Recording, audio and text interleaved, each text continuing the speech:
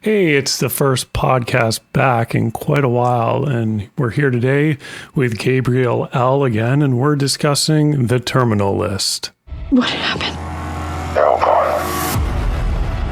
Everybody's gone. Generals gathered in their masses,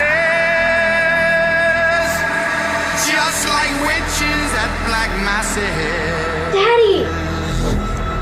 12 SEALs lost and no one in command even issues a statement. Nothing in this file adds up. Who has the capability to alter our signals, change our records? Evil minds that plot destruction. Brother, that is God's hand kind of shit. Sorcerer. Headaches, paranoia, memory confusion. Well, I'm not crazy. You need somebody to help you prove it.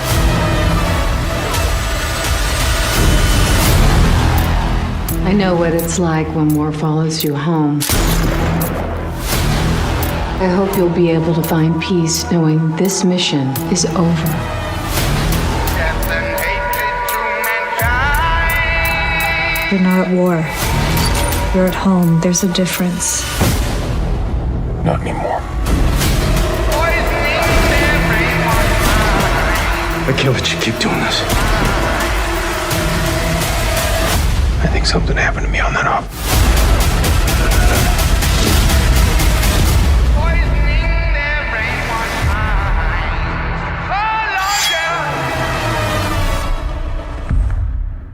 Oh, Okay, so the terminal list is a new show on Amazon, and it's 8 episodes long, and it's starring Chris Pratt as the lead character, James Reese. So this show follows kind of a classic recipe, kind of classic revenge sort of action thriller. So we're going to discuss our thoughts on the show, what we liked, what we disliked, and major spoiler alert, we're going to get into it. We haven't really planned ahead about what we're going to discuss, so it's going to be pretty free-flowing, free-form, and yeah, we'll just see where it goes. So I want to ask Gabriel, right off the bat, what did you think when you saw the first episode, the first or second episode? Did it take a while for you to get into it? Did you have any ideas about what might happen, or how the series might progress? What were your initial thoughts? Like, let's say after you saw just the first episode, were you like, wow, I want to keep seeing it? Or were you like, this seems like kind of generic action revenge? So I knew very little about the show going into it. And after the first episode, which seemed to take a long time, in a really good way, like it was a long premiere, and it felt long in terms of there was so much going on, there was so much story, so much development, so many characters. That it felt like, there's some shows you can watch for an hour and it feels like nothing has happened, and then there's this show where every episode feels really packed. So by the end of the first episode, I was hooked. I was ready to watch the rest of the show. I was a fan by the end of episode 1. Right. I'm thinking back because he takes out a lot of guys in the course of the show. I don't know how many, I didn't count, but I believe in the first episode, does he take anyone out in the first episode, or is it the second episode? I think the first guy to go is the FBI guy, like the blonde, jock-looking, good-looking dude. Who was on the case of his friend's suicide. I think he's the first guy to get taken out, where he like scopes the apartment. So I'm not sure if that happens in episode 1 or episode 2. But every episode has a really exciting, dramatic part to it. So you get like a nugget of excitement in every episode. I think he takes out someone in just about every episode. I'm not sure if that happens in the first because like there's all the action right at the beginning with his Navy SEAL team. Something I thought was pretty neat when he's trying to break into the apartment of the FBI agent, he takes pictures of the lock with his phone. When the person who's showing him the house, the agent, the real estate agent, like when she's not looking, he takes pictures of the lock, and then at home, I guess he buys the same lock, the same brand, and he practices picking the lock. I thought that was an interesting detail, and I think there's little details like that throughout this series that you could tell like they invested time. And you know they probably spoke to a lot of professionals in producing this. Did you get a sense of the high quality production quality when you were watching it? Is that something that stood out to you? Absolutely. From for the first episode, right up until the very end of the show, the production quality is top notch. The locations are real. Everything looks real. Everything feels real. Not just in terms of what you can see, but also in terms of what you can't see. It feels like a real world that they've done their research, a lot of research to build. Right. So from the sets and the backdrops to the weapons to the action scene, choreography, everything looks and feels real, and you can really tell. Right. Yeah, it really feels like James Reese is a real person who has real skills. And, at times it might seem like he's a little too invincible, but I think they play it well in the, he gets injured. It's not like he's just powering through everything. Like he's really struggling in some of the episodes to make it through. Something else that you mentioned is that they're very light on the special effects in the show, and I think a lot of shows and movies these days overdo poor special effects, and it really harms the quality of the show. There was some special effects in, I don't remember what episode, one of the later ones, 5 or later, where there's a landslide, and I was like, we got a little bit of cheesy special effects in here, but that was really it. And even that, they didn't overdo it too much. Did you notice the special effects by the landslide? I didn't even notice it. I don't always watch television with my glasses on, which can account for some of that. But usually when it comes to bad CGI, it's a lot of it's just about the lighting, and so it's not as much about detail, but about shading. So if I didn't pick it up with or without my glasses on, it's still impressive. No, I didn't even notice that with a landslide. The thing I noticed most in bad CGI, even in good films where the CGI is mostly good, and this is probably something to do with the difficulty of this particular area, but CGI explosions and CGI smoke are something that I've seen done very poorly in very expensive productions, and basically seen similar quality in very poor productions. Yeah, also CGI fire. That's the kind of thing I'm very apt to notice. Mm-hmm. Right. So interesting you didn't notice. It was, the whole scene, the whole landslide scene maybe took, 20 seconds, but it stood out to me. Either way, it was such a short scene that it didn't really impact the whole show. The show is a pretty typical sort of revenge story. And after watching the first episode, I definitely had my doubts about the show using such such a theme that's been, we've all seen 1,000 times.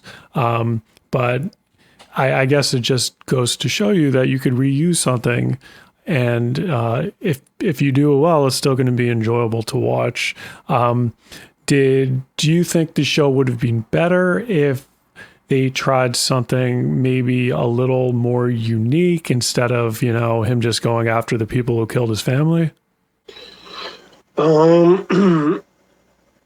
Perhaps, but it's hard to say because I haven't seen that show, that version of the show. I think there, historically speaking, there's a couple of basic platforms or versions of a story, and especially just the same story being told and retold over and over again. And it's up to the storyteller to make the same old story interesting for a new audience. I think that's most movies, and I think if we look back all the way to the, as far as we can go to the beginning of storytelling, we'll find that our stories are all very similar. So that's definitely something I picked up on in the first episode. I was thinking about all the other movies, especially during the past, let's say 10, 15 years, particularly, all of the revenge movies and the John Wick movies and the Taken movies, and we were joking before about the Harrison Ford movies, and now there's so many people who have done this revenge story, and of course it goes back all the way to the beginning of storytelling movies, because we talk about revenge movies and you can go back to just about any decade of filmmaking and see that there was some kind of revenge film that was big. And particular decades, I think like the 70s and the 80s had a lot of, particularly the 80s, a lot of revenge based flicks. So yeah, it's not the story itself. I'm not bothered that they used a common trope. I was very happy with how masterfully they executed the telling of this story. Right. And another question, Chris Pratt in most of the roles he plays is really sort of like a lovable character. So, in this series, they're kind of trying to make him sort of like, a real scary Army, Navy SEAL, not Army, my apologies, Navy SEAL. So, I think it may have taken a little convincing on the part of the show to convince me that Chris Pratt was actually, in the words of Joe Biden, a bad dude. Do you think Chris Pratt played the part well? He has moments in the show where, he's kind of very bubbly, sort of happy-go-lucky family guy, and then he turns to stone cold killer. Do you think Chris Pratt was properly cast in this, and did you have any trouble seeing him as a hardcore Navy SEAL? When I heard that he was in the role, or saw the posters that he was in the role, I thought, okay, cool choice, like interesting. I hadn't seen him in a role quite exactly like this before, but I'd seen pretty close. I watched an interview, or part of an interview, with Jack Carr, who I think was the author of the book that this based on, and he developed the show, and he personally picked Chris Pratt for the role years before he got many of the roles that he's known for today. And back at the time, I think the only thing he'd done, I think this was the beginning of his serious roles, was he had played a Navy SEAL in the movie about the capture and the raid on Osama bin Laden. So I think that association with the previous film and seeing what he's done in the time since I think with that, I was like, oh yeah, very, very curious to see, how it would play out, and pleasantly surprised and very happy with his performance. Right. It was really evocative of people that I know personally, like his whole personality. Even during those scenes when he's with his family, which are gentle and tender, there's kind of this there's this absent look in his eyes, and the kind of transition from loving family man to this sociopathic type ruthless killer, I thought just made a lot of sense to me intuitively from what the show was showing me. Like, I didn't have trouble with that transition. Right. To talk about some of the other characters, I wasn't familiar with all of them. We were speaking very briefly before about the man who plays Ben, who is James Reese's, I guess, best buddy, or one of his best buddies, who I guess they served together in the corps, in the armed forces at some point. And I think he played the part very well. He played the part to a T. I can't fault his acting or performance in any way. We have Constance Wu as Katie Buranek, the reporter. We have Jai Courtney as Steve Horn. I don't know. I'm not familiar with any of the other actors. But did any of the other performances, I mean, I didn't see any performance that I saw that I didn't like, but did any of the performances stand out to you as these actors you may not have seen before delivering, a superb performance that, might launch them into bigger things? I'd have to think about it. Off the top of my head, nothing stands out in that way to me. Like, I didn't make a mental log of it, but the quality of the show overall and all the performances were so good that it was kind of it all felt very satisfying. Performances, I think Chris Pratt's performance is terrific, and the other cast members are also great. Right. Thinking about the wife, the daughter. I'm just trying to think through like the people who he's around the most, which are, I guess, you get the most exposure to. I like what's her name? Constance, the reporter. Yeah, I like her for the most part. I felt like story-wise, they may have taken things a little bit too far with her at the end of the show. Right. Just in terms of what's the word when you're telling the audience what's going on in the film. Mm-hmm. Right. Right. I understand. Just kind of explaining it a little too much to the audience. Yeah, the suicide scene where like the director of the secret ops agency kills herself, and the reporter is like, and she's a terrible woman, and she'll like never be able to live down the shame, and she's like screaming it, and it just it seemed very wacky and out of character, and it was really the only time in the show that it really felt I think that way. Right. The guy who played I don't even know what department he was part of the police force, the fugitive force. He was the cop. He was partnered up with a female cop who got caught in the landslide. He was a super duper macho, never crack a smile type of dude. So I don't know. He may have come across to me as a little too like hardened.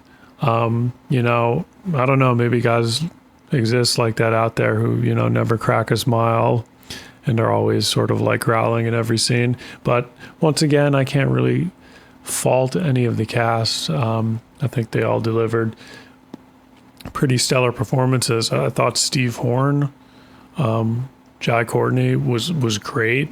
I actually thought I thought he was the big boss that the whole series was leading to, the whole season. So I was really surprised when he got taken out on the steps of like the corporate building. Were you expecting that?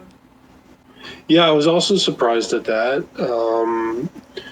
Jai Courtney's performance was also just another one in this show. Like, Jai Courtney is this actor who the industry tried to push for what feels like a decade.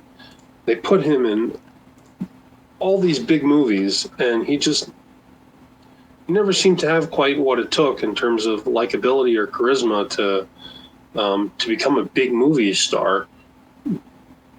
And I've never really particularly enjoyed him in most of those things, which might be part of the reason why, because he was just missing a couple of things. But in this role, I thought he was great.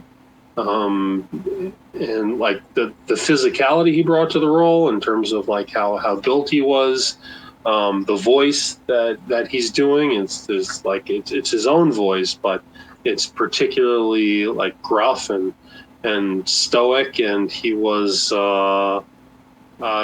was a compelling villain, and it was surprising that they killed him off so early. Right. Yeah, I thought the same. I agree with all your points there. He was very well cast for this role. He's a big, intimidating dude who was like really, taking everything, taking the company, taking, his political ties, taking everything by the reins. And he was someone to be feared. He was a scary adversary. And I was really surprised that they knocked him off so early. But at the same time, it really worked. It like pushed the momentum of the show. It kind of catapulted it through the remaining couple of seasons. So I really congratulate them on sort of keeping the show moving at a great pace. It really doesn't slow up at all. It just keeps escalating and escalating, which is great. Something else I want to touch on was I looked through some of the reviews, and a lot of people really like it. They noticed that there didn't seem to be a lot of like social messaging in the show. It seemed to me that maybe the show had a little bit of a conservative bent to it. I'm not sure. I know in one scene Fox News is playing on the TV, but I don't know if that means anything. But it definitely seems to be more involved in like a gun culture, with army families, et cetera, which seems to be a little more right-leaning these days. So a lot of the reviewers were kind of happy that it didn't have strong like social messaging, like regarding, let's say, current political social things that Republicans and Democrats are arguing about. Did you feel that way watching it? Did it even occur to you, or it just flowed in a way that nothing popped out to bother you, let's say in a political way? Well, it's difficult with shows like these not to read little blips and blurbs and kind of hear some of the chatter around the water cooler. So I've gotten some intimations of political things from the news. There were organizations out. It was a left wing. That it was a right wing. Conservative fantasy and things like that.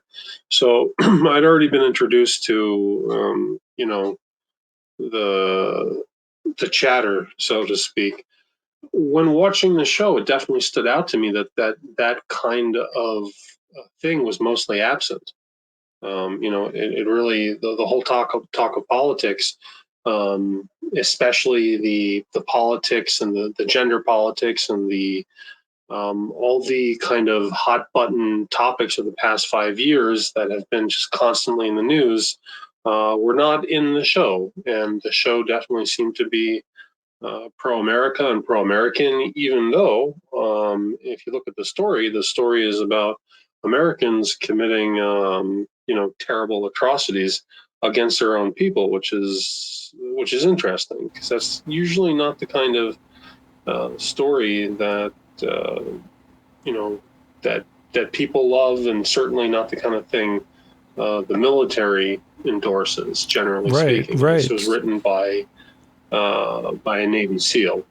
Right. I felt the same way. It's like if you're telling a story that's maybe going to have a more right wing bent, then you might leave out the part where the government or parts of the government is corrupt. So I actually really liked that balance.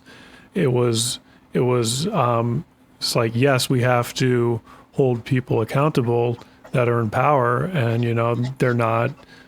The people in power shouldn't have the power to throw people's lives away. I thought that, justice element of the show was really good, and hopefully, one that could resonate with whatever side of the political spectrum you find yourself on. Let's see. I guess getting into some other like nitty gritty things here and there. The Reese family has a friend. He's South American. He's a priest, I think. Once again, another guy. I don't have his name on the list right here in front of me. Can't fault his performance. But something that stood out to me a bit, which not a huge flaw or a flaw at all, is that when they go down to South America, it's like this pristine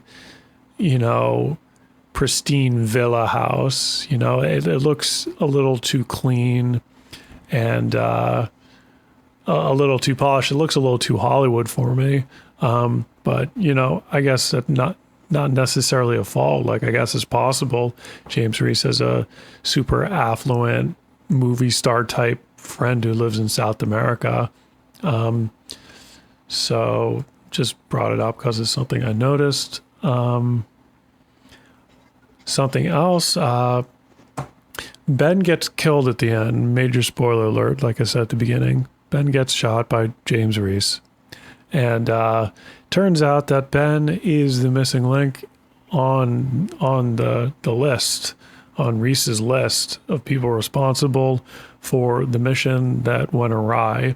Seems that Ben was the dude who was paid to feed bad intel to Reese's Navy SEAL team. So when Reese finds that out, he shows up miraculously on Ben's boat. Not quite sure how you show up miraculously on someone's boat, but let's just say he knows how to do that. And he proceeds to kill Ben. Now, I can't say Ben isn't culpable, in the decision to kind of be part of this corrupt system that's deciding the fate of this troop, whether or not, they were already sick with, the medical condition that they had. But Ben put his life on the line in almost every single episode for James. So I felt it was pretty unfair that James killed him at the end of the movie. And it kind of bothered me a bit. Maybe it's supposed to, the storytellers could tell the story however they want. I'm not going to fault the series with that. But it did bother me a bit. Maybe it was supposed to. Do you have any thoughts on that? Yeah, I think you got it just right. I think they intentionally crafted that to be bothersome. And it kind of it outlines the kind of man that James Reese is, both the man that he is, the man that he was, the man that he's become, and also just the level of seriousness of what his friend has actually committed. Because even after his friend has helped him take revenge on all these other wicked people, he still has to die. That wasn't enough to buy his forgiveness, because what he's done is unforgivable. He's sold out all his brothers. I was a little confused about whether he'd also hacked the audio recordings and and cut parts out and stuff like that. If that was a guy. I actually watched it twice, and it's not a super long scene. From what I could tell, he got paid to feed bad intel to the Navy SEAL troop in Operation. Is it Odin's Sword or Odin's Spear? Maybe Odin's Sword. So I think that's all he did. I think he just, when James got the list of people to look into from the reporter, Ben obviously didn't include like his own name when he reported it to James. But I think that was all he did. I think he was the dude who fed the bad information. And basically he tells him that he was crucial, that Ben was crucial. In other words, without him, they wouldn't have been able to do this. They wouldn't have been able to do this with the SEALs. So in other words, Ben was part and parcel, an essential part of of getting all these SEALs killed. Right. And his rationale for it was they told him that the SEALs all had tumors and they're all going to die anyway, that he'd send them out in a good way. And then James asks him, well, was it more for that and more for the money? And you can see, he's non-committal. He says, maybe about both. Right. He also said he didn't spend any of the money, and he obviously went with James on all the missions. Either way, it seems so like he feels very conflicted about it, but the show wants you to know that that's not enough. Right. Certainly not for James. Right. Do you think there's going to be a sequel with Chris Pratt in it? Did they set that up for a sequel? It's kind of hard to tell. All the way at the end of the show, he's on the boat that he magically appeared on, and he's looking at a map. He's going somewhere. From the noise that I've heard, it seems like there's going to be a second season, although I don't think there needs to be one. I'd be perfectly happy if they kept this the way it was, and if people would start doing this more often, just making 8 or 10 part miniseries. If they can keep the quality and the storytelling and everything as tight as they did with this, like, that would be fantastic. Yeah, I can't agree with you more. It's definitely a complete story that was told. It doesn't need a sequel. It's long. It's like a very drawn out movie, but a very good movie. Sometimes you want to like stay in it a little longer. Something you could watch over a number of nights instead of, just in one shot.